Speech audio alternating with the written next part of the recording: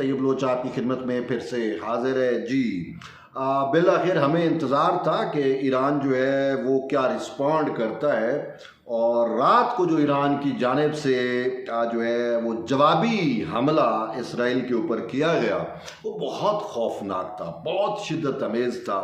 और हमें उम्मीद नहीं थी सच में, क्योंकि जिस तरीके से पहले इसराइल ने हमला किया, ईरान का डिफेंस सिस्टम नहीं चल रहा था, ईरान में मेन उसकी अस्करी क़यादत को टारगेट किया जा रहा था, उनके जो साइंटिस्ट थे उनको टारगेट किया जा रहा था, लेकिन ईरान की जानिब से कोई रिस्पॉन्ड नहीं किया गया। तो उससे थोड़ी बहुत मायूसी ज़रूर फैली, लेकिन हम दुआ गो थे कि ईरान जो है वो जो है अपनी उस पर आए और एक दफ़ा दिखाए दुनिया को कि वो कितनी मिलिट्री माइट है। और फिर हमारी वो जो तवक्कुआत थी, जो ईरान से ख्वाहिशात थी, वो जो है अल्लाह के फजल व करम से पूरी हुई। और ईरान ने जो किया, पूरी मुस्लिम वर्ल्ड जो है वो उस पर फ़ख्र करती है, और ख़ासकर मुस्लिम उम्मा जो है, आम मुसलमानों की बात कर रहा हूँ मैं, उन रूलर्स की बात नहीं कर रहा जो है मुख्तलिफ ममालिक के ऊपर काबिज़ हैं, जो रजीम्स काबिज़ हैं, उनकी मैं आम मुसलमान की बात कर रहा हूँ, चाहे वो शिया हो चाहे वो सुन्नी हो।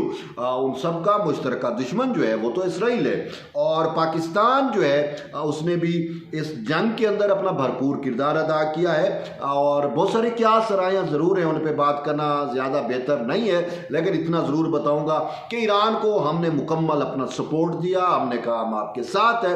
चे जाया कि पाकिस्तान के माजी में ईरान पर तहफ़्फ़ुज़ात थे, ईरान जो है वो इंडिया के साथ अलाइन रहा है, और मुख्तलिफ अदवार के अंदर ईरान की जो रजीम थी वो इंडिया को सपोर्ट करती रही है। लेकिन इस जंग ने जो है वो पाकिस्तान और ईरान को एक दूसरे के बहुत ज़्यादा करीब कर दिया, लेकिन इसके साथ साथ इंडिया को एक्सपोज कर दिया।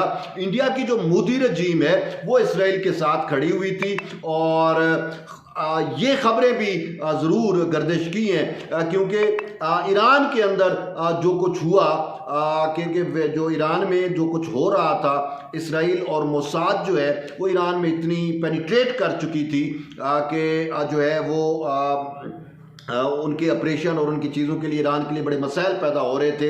और ये चीज़ थी कि ईरान के अंदर के लोग जो हैं ट्रेटर्स हैं, गद्दार हैं, वो मिले हुए हैं, और ये सारी कोई चीज़ें चल रही थी आपके सामने। लेकिन ख़बर ये है कि ईरान ने जो है वो आलमोस्ट 73 भारतीय शहरियों को अरेस्ट किया है। और अरेस्ट क्यों किया है? मोसाद के साथ ताल्लुक़ की वजह से, कि ईरान की जासूसी जो है वो मोसाद ने की, मतलब ईरान की जासूसी जो है मोसाद के लिए रा ने की या भारतीय शहरियों ने की है, क्योंकि ईरान के में भारतीय शहरियों को खुली छूट है, रही है हमेशा, आपने देखा। और वैसे भारत का मकरूह चेहरा हमें यहाँ से नज़र आता है। कतर में 8 इंडियन पकड़े गए थे कि वो इसराइल के लिए जासूसी कर रहे थे, यह ऑन द रिकॉर्ड है, उनको सजाएं भी हुई। और इसी तरीके से ईरान ने भी कोई 73 जो है वो भारतीय शहरियों को सुना है, अरेस्ट किया है, जो वो कर रहे थे।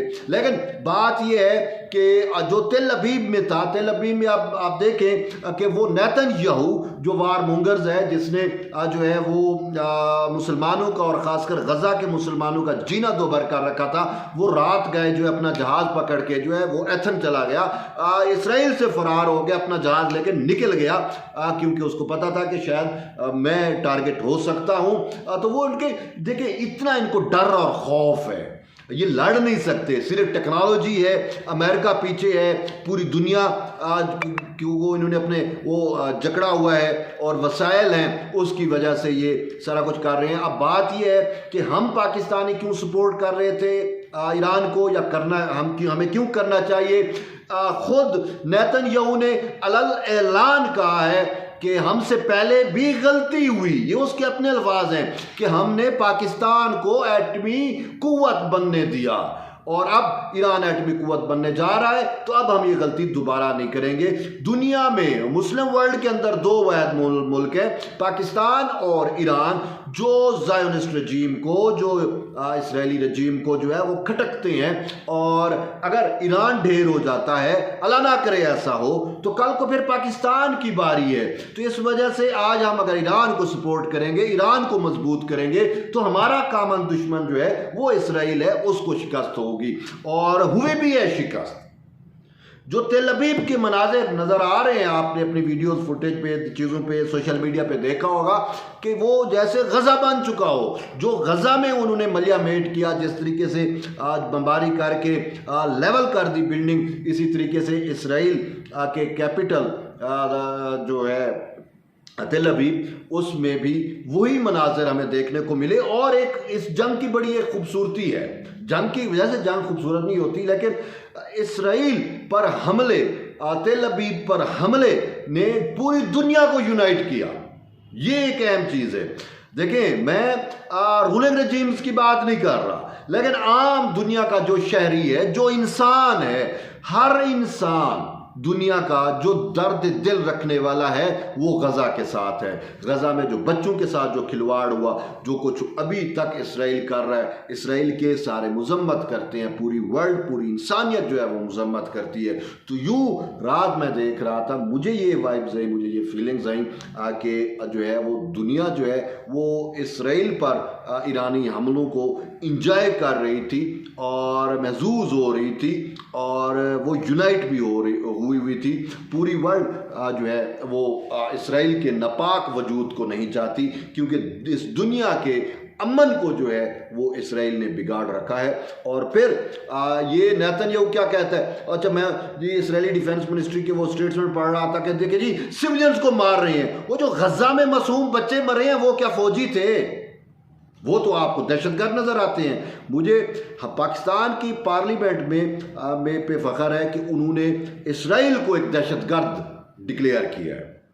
इसराइल जो है वो, हमारी पाकिस्तान की पार्लियामेंट ने इसराइल को दहशतगर्द डिक्लेयर किया है। तो बहरहाल वो दहशतगर्द जो हैं वो अब दूसरों को कहें। अच्छा, अब नेतन्याहू कह रहा है कि जी पाकिस्तान के पास एटम बम है, तो पाकिस्तान जो है वो इंटरनेशनल लॉ को जो है वो नहीं करता, ओबे नहीं करता। वो पाकिस्तान ने कौन सा इंटरनेशनल लॉ जो है वो वायलेट किया है, या ईरान ने कौन सा इंटरनेशनल लॉ वायलेट किया है? जी ईरान के पास न्यूक्लियर बम आ जाएंगे तो ये जो है वो इंटरनेशनल लॉ को ओबे नहीं करेगा। बात ये है कि वो जो जोहरी तवानाई की एजेंसी है आलमी, उसको तो इजाज़त दी है ना ईरान ने अपनी न्यूक्लियर साइट्स को चेक करने के लिए, जहाँ से डाटा लीक हुआ और इसराइल के हाथ लगा और उसने फिर अटैक भी किए।